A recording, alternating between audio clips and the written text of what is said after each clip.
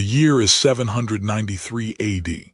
A chill wind whips across the North Sea, carrying the scent of salt and the promise of dawn. Ragnar Thordsson, a seasoned Viking warrior, stands at the helm of his longship, Sea Serpent Asterisk, his gaze fixed on the distant coastline of Northumbria. This voyage is not for trade or exploration, but for plunder. Word has reached Scandinavia of the wealth held within the monasteries of England, ripe for the taking. The longship, a marvel of Norse shipbuilding, slices through the waves with surprising speed.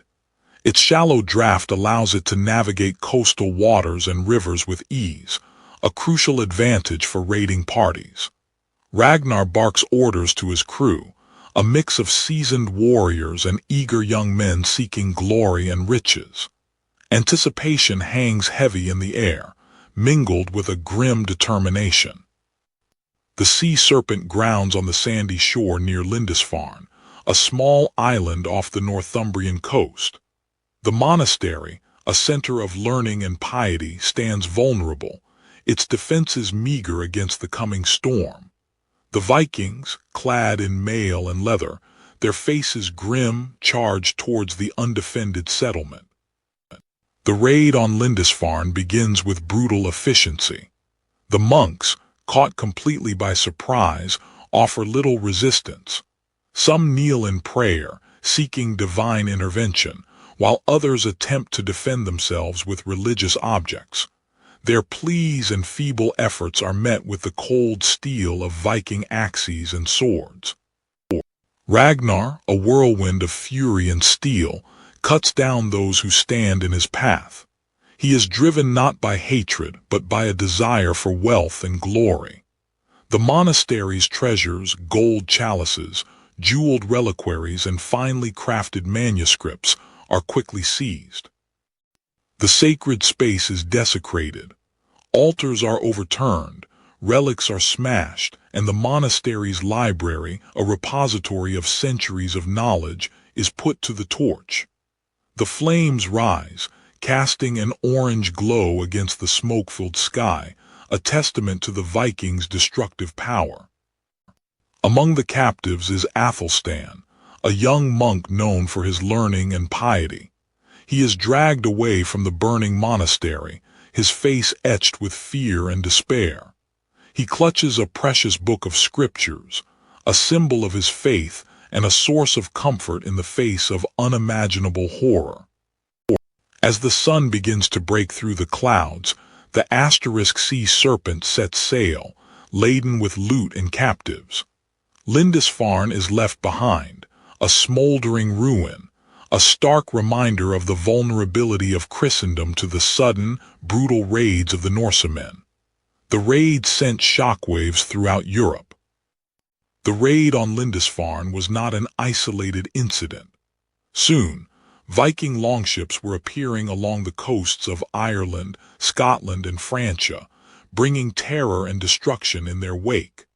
Monasteries, villages, and towns were all vulnerable to their swift and merciless attacks. The spoils of the raids are divided amongst the crew. Gold, silver, jewels, and slaves are distributed according to rank and contribution. For Ragnar, the rewards are not just material. He has earned the respect of his men and solidified his reputation as a formidable warrior. Back in the Norse homelands, life continues as before, but whispers of the raids and the wealth they bring are beginning to change the fabric of society. Jitha Hakonsdottir watches the longships return, a mix of pride and unease in her heart. The old ways are being challenged, and the future is uncertain. The Viking Age has begun. The raids on Lindisfarne and other coastal settlements mark the beginning of a new era of fear and opportunity. The Norsemen, driven by a thirst for wealth, land, and adventure, will leave an indelible mark on the history of Europe. The allure of the West, whispered by traders and adventurers, called to the Norsemen. Stories of land beyond the horizon, free from the constraints of kings and the pressures of overpopulation, fueled the construction of new longships. These voyages marked the beginning of a new era of exploration, pushing the boundaries of the known world.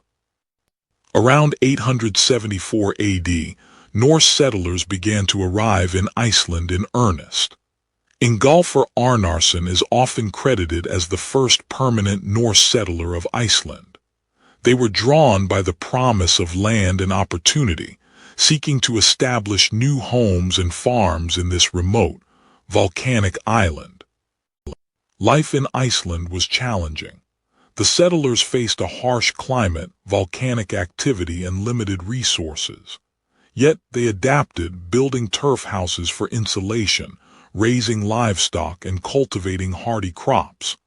The Icelandic sagas, passed down through generations, tell tales of their struggles, triumphs, and the establishment of a unique society. Among the early settlers was Erik Thorvaldsson, better known as Erik the Red. Known for his violent temper, Erik was banished from Iceland after a series of killings. Undeterred, he set sail westward, seeking new lands beyond the horizon. After enduring tremendous hardship, Erik reached a vast, icy landmass. He named it Greenland, perhaps hoping the promising name would attract settlers. He spent 3 years exploring the coast, charting its fjords and seeking suitable locations for settlement. Upon his return to Iceland, Erik spoke glowingly of Greenland, enticing others to join him in establishing a new colony. He successfully gathered a group of settlers, and in 985 or 986 AD, a fleet of ships set sail for Greenland, carrying people, livestock, and the hope of a new beginning. The Norse settlers established 2 main settlements in Greenland, the Eastern Settlement and the Western Settlement. They built farms, churches, and homes, attempting to replicate their way of life in this alien environment. They raised livestock, hunted seals and whales, and traded with Europe for essential goods. Life in Greenland was a constant struggle against the elements. The settlers faced extreme cold, short growing seasons, and the threat of starvation. They relied heavily on hunting and fishing to supplement their agricultural efforts. Trade with Norway was also crucial for obtaining supplies that could not be produced locally. The success of the Norse voyages depended on their mastery of shipbuilding. The longship, famed for its speed and maneuverability, was ideal for raiding and coastal travel. However, for longer voyages, they developed the Nar, a wider, sturdier vessel capable of carrying larger cargo and withstanding harsher weather. Norse navigation relied on a combination of practical skills and traditional knowledge. They observed the stars, the sun, and the flight patterns of birds to determine their direction. They used landmarks, such as coastlines and mountains, to maintain their bearings. While not a compass in the modern sense, they may have used sunstones or other crystals to determine the sun's position on cloudy days. The Norse sagas suggest that they possessed a rudimentary understanding of cartography. They created maps, often based on oral descriptions and personal experience, to guide their voyages. These maps were not always accurate, but they provided a valuable tool for navigating the vast and unpredictable ocean. The voyages to Iceland and Greenland represent a remarkable feat of seamanship and human endurance.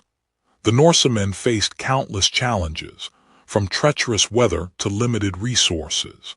Yet, their determination and ingenuity allowed them to conquer the seas and establish settlements in these remote and unforgiving lands, paving the way for even more audacious explorations.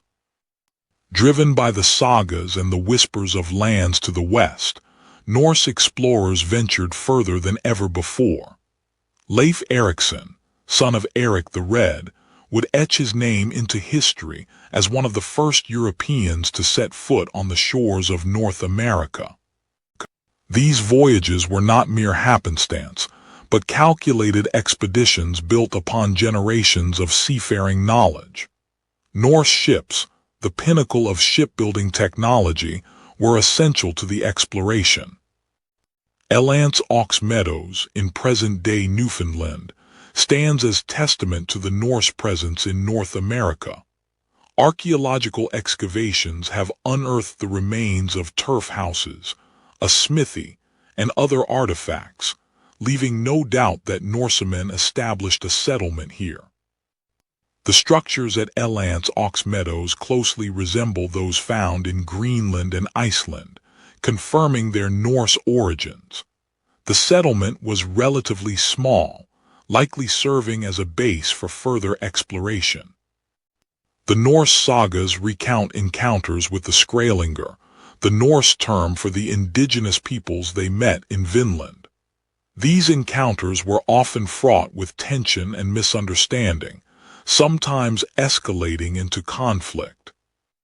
Athelstan, though a monk, became fascinated by the tales of Vinland. The sagas, passed down through generations, painted vivid pictures of this new land, describing its resources and potential. The sagas describe Vinland as a land rich in resources, timber for shipbuilding, fertile soil for agriculture, and grapes for winemaking. These descriptions, while possibly embellished, highlight the Norsemen's interest in the economic potential of the new land. Life in Vinland was challenging, requiring adaptation to a new environment and constant vigilance against potential threats. For women like Jitha, the journey was arduous, a stark test of Norse endurance. Skirmishes with the Skrælingr became increasingly frequent, straining the Norsemen's resources and resolve. The sagas paint a picture of a relationship marked by conflict and misunderstanding. Ultimately, the Norse settlement in Vinland was abandoned. The reasons are complex and debated by historians, but a combination of factors likely contributed to its demise. The distance from established Norse settlements, the limited resources available, and the ongoing conflicts with the indigenous population all played a role in the decision to withdraw. Despite its short duration, the Norse presence in North America remains a significant chapter in history. It demonstrates the Norsemen's remarkable seafaring abilities and their relentless spirit of exploration, forever changing the map of the medieval world. The raid on Lindisfarne was swift and brutal. The Norsemen, driven by a thirst for riches and glory, descended upon the unsuspecting monastery, leaving a trail of destruction in their wake. Ragnar watched as flames consumed the sacred buildings, a symbol of the clash between two worlds. Amidst the chaos, Athelstan, a Benedictine monk, sought solace in prayer. The destruction around him was a stark contrast to the peace he sought in his faith. He prayed for deliverance, for the safety of his brothers, and for an end to the violence. Ragnar noticed the monk, a figure of piety amidst the devastation. He saw not a threat, but a curiosity. Athelstan's unwavering faith in the face of such violence intrigued him. What drove a man to such devotion? Athelstan raised his gaze, meeting Ragnar's piercing blue eyes.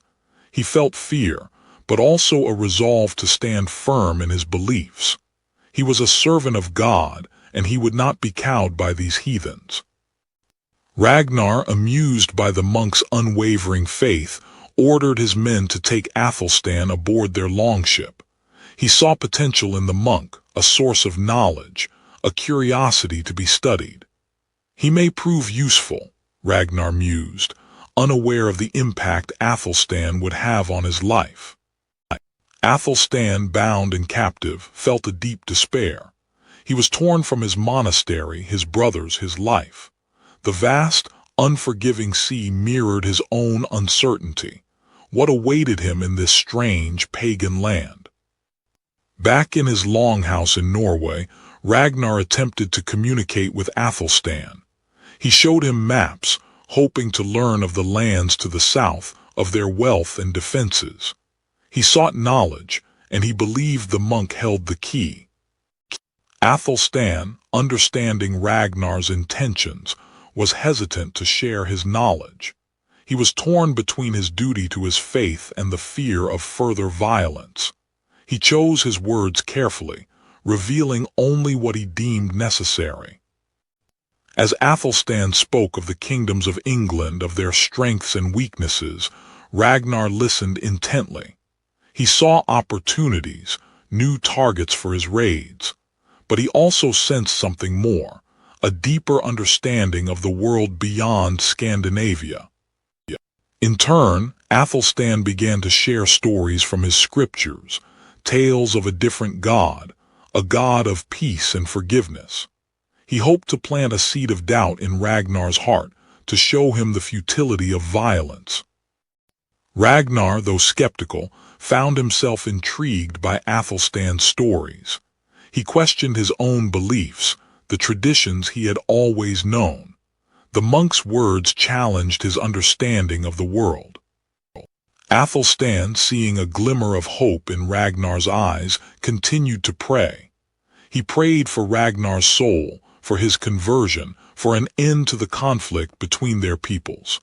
The clash of cultures had begun, and the future remained uncertain. The longship, laden with furs and amber, cuts through the waves. Ragnar, ever seeking opportunity, understands the value of trade as much as the thrill of the raid. The silver road beckons, promising wealth and influence from the east. Jitha weaves not only cloth, but also the threads of cultural exchange. The tapestry reflects the changing world, blending the familiar with the foreign, a testament to the Norsemen's growing interaction with other societies. Athelstan, though captive, finds purpose in preserving knowledge. His skills are valued, not just for their practicality, but for the wisdom they represent. He is a conduit of ideas, bridging the gap between the Christian Anglo-Saxons and the pagan Norse. Ragnar learns the art of diplomacy, understanding that trade can yield greater rewards than raids. The exchange of goods is more than just commerce. It is a dance of power and influence. The marketplace buzzes with activity, a melting pot of cultures and commodities. Norse merchants, once known only for their ferocity, now demonstrate their acumen for trade, driving hard bargains and accumulating wealth. Eastern luxuries find their way into Norse homes, transforming daily life and introducing new tastes. Jitha, like many others, is captivated by the beauty and craftsmanship of these foreign goods. Athelstan shares his knowledge, not just of scripture, but of language and literacy. He plants the seeds of learning, fostering a connection between cultures and paving the way for future understanding. Ragnar invests his wealth in expanding his trading ventures, commissioning the construction of a new ship, designed not for raiding, but for carrying cargo across vast distances. This is the future, he believes, a future built on trade, not just conquest. The influx of silver from the east fuels a boom in craftsmanship. Norse artisans refine their skills, creating beautiful objects that reflect both their own cultural heritage and the influences of foreign lands. Wealth transforms Norse society, leading to grander displays of status and influence. Jitha, adorned with silver, embodies the changing times, caught between the old ways and the allure of the new. The Silver Road, a network of rivers and trade routes, becomes a vital artery, connecting Scandinavia to the riches of the East. This exchange reshapes Norse society, influencing its economy, culture, and its place in the wider world. Ragnar reflects on the changing world. The days of simple raiding are fading, replaced by the complexities of trade and diplomacy. The Norsemen are no longer just sea wolves. They are merchants, diplomats, and builders, forging a new identity in the heart of the medieval world. The winds of change swept through the fjords of Norway, carrying more than just the scent of the sea. They carried whispers of a new faith, a faith that challenged the ancient ways of the Norsemen. For Githa Håkonsdottir, these whispers were becoming a storm within her own heart. The old ways were deeply ingrained in Norse society. Tales of the gods of Valhalla and Ragnarok were passed down through generations. Yet, with each passing year, the influence of the White Christ grew stronger, seeping into the very fabric of their lives. Missionaries, often traveling under the guise of traders, brought with them not only goods but also the seeds of a new belief system. Their words, though foreign, resonated with some, offering a different perspective on life, death, and the world beyond. Githa found herself caught between two worlds, the ancient Norse paganism and the burgeoning Christian faith.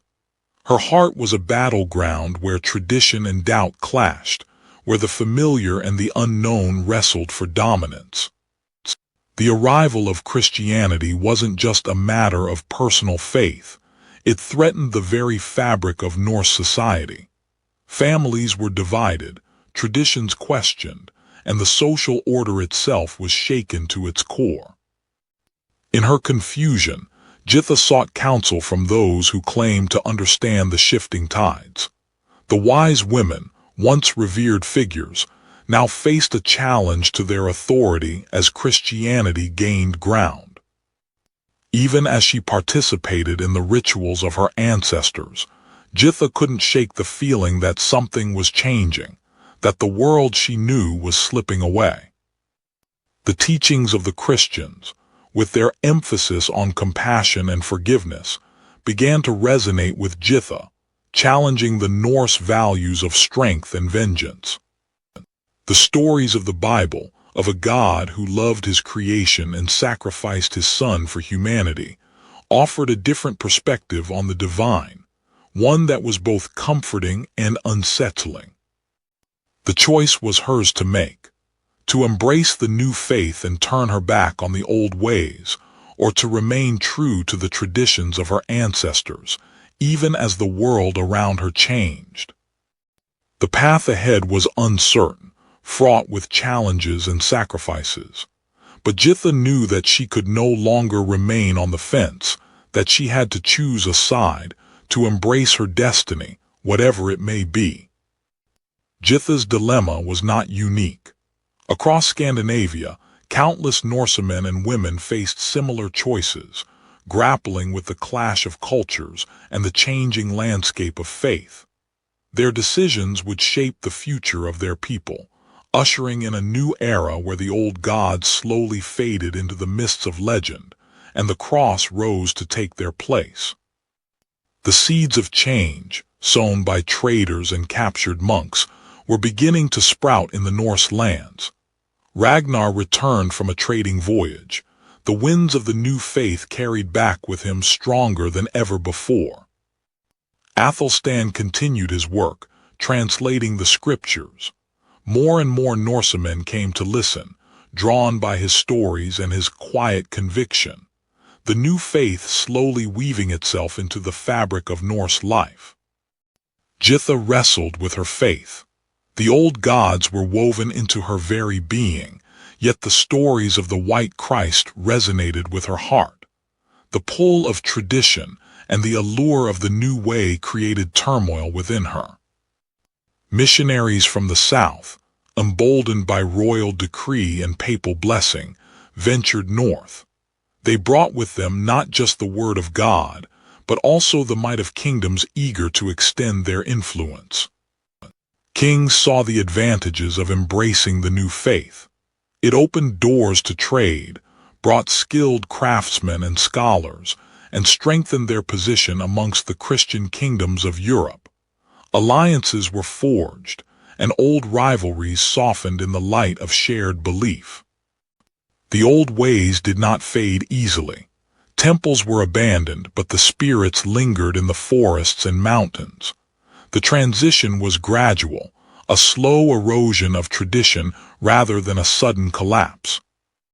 Baptism became more common, a symbolic cleansing and acceptance into the Christian community.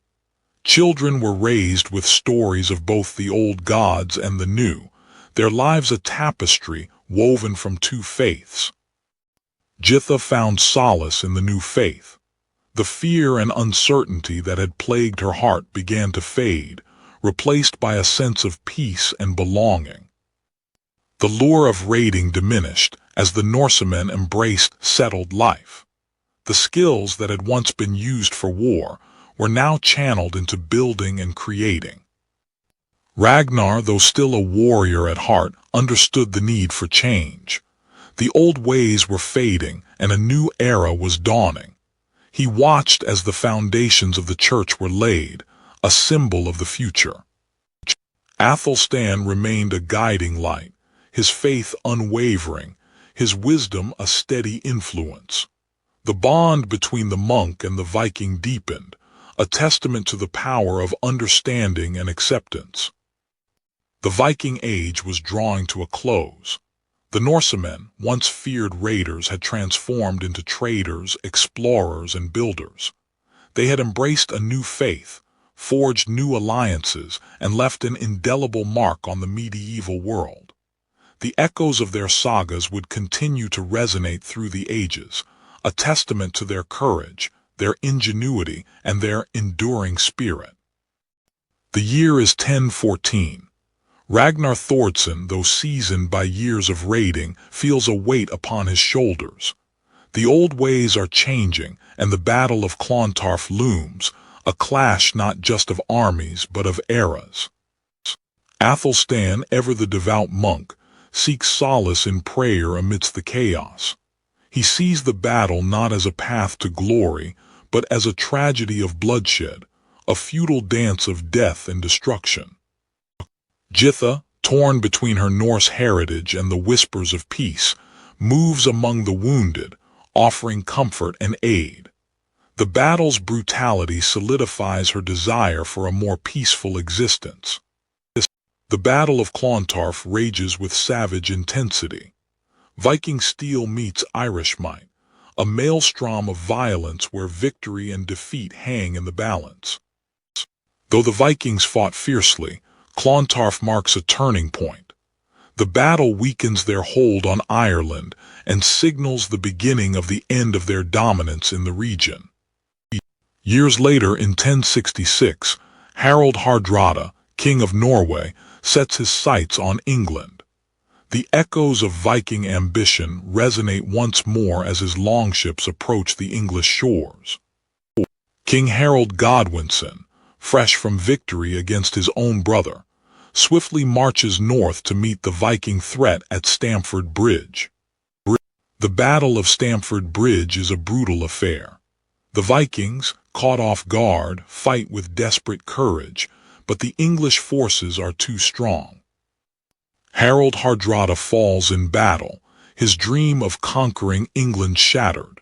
Stamford Bridge marks the effective end of the Viking Age in England. Back in Scandinavia, the kingdoms consolidate their power, embracing Christianity and integrating into the broader European landscape. Athelstan finds himself assisting in the construction of churches, helping to build a new future. Ragnar, now older and wearier, watches as the old ways fade into legend. The sagas of Viking heroes are still told, but the era of raiding and conquest is over.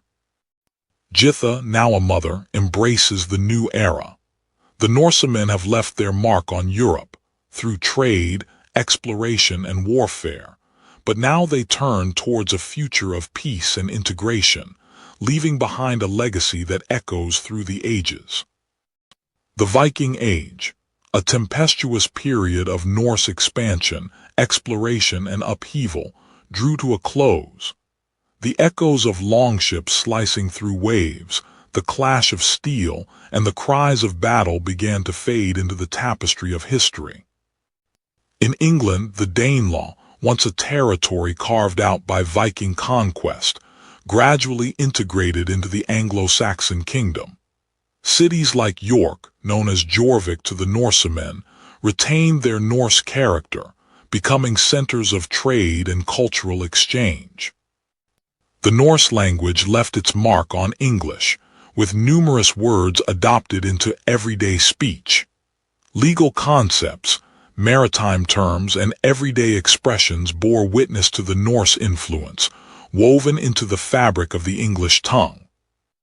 Across the English Channel in Normandy, the descendants of Rollo and his Viking warriors had established a powerful duchy.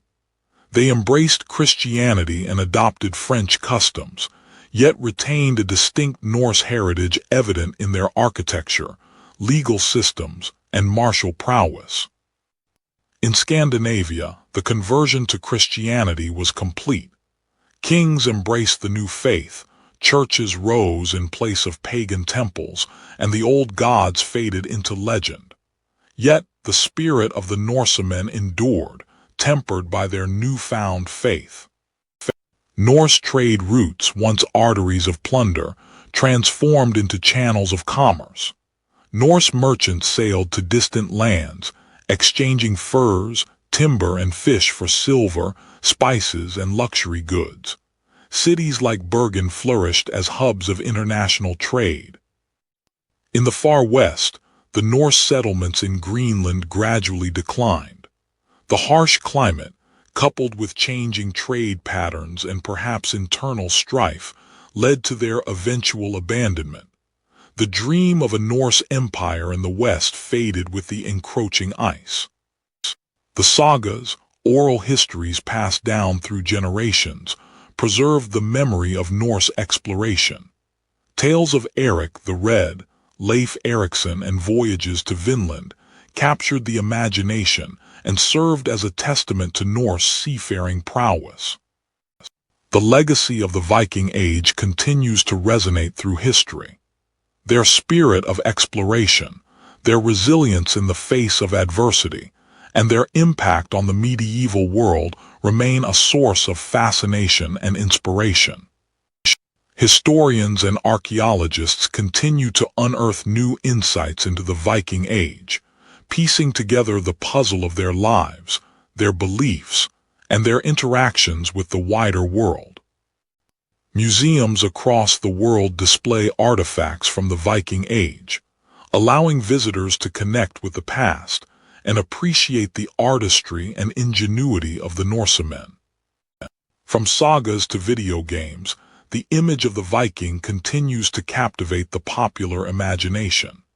Their fierce warriors, intrepid explorers, and complex society remain a source of endless fascination, ensuring that the legacy of the Norsemen will endure for generations to come.